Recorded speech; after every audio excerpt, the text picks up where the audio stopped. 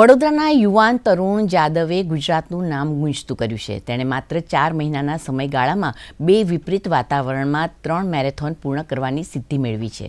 વડોદરાનો યુવાન તરુણ Jadav વ્યવસાયે software engineer છે.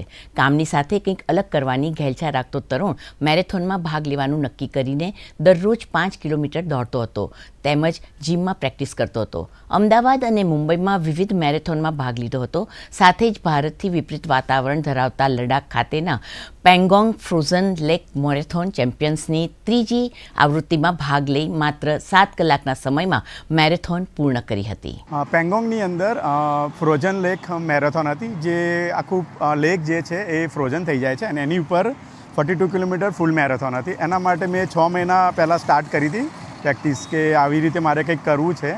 તો 6 મહિનાથી હું થોડુંક રનિંગ ને હાન તે એ બધી વસ્તુઓ મારા લાઈફની અંદર ઇમ્પ્લિમેન્ટ કરી. ત્યાં ઘણો બધો ફરક છે, કારણ કે પેંગોંગ લેકમાં ટેમ્પરેચર -20 હોય છે, લો ઓક્સિજન હોય છે અને વિન્ડ બી હોય છે. તો એ પ્રમાણે આપણું અહીંનું એન્વાયરમેન્ટ ત્યાંનું એન્વાયરમેન્ટ ઘણું બધું ડિફરન્ટ હોય છે. એટલે એ પ્રમાણે પ્રેક્ટિસ થોડીક ડિફરન્ટ લેવલે કરવી પડે.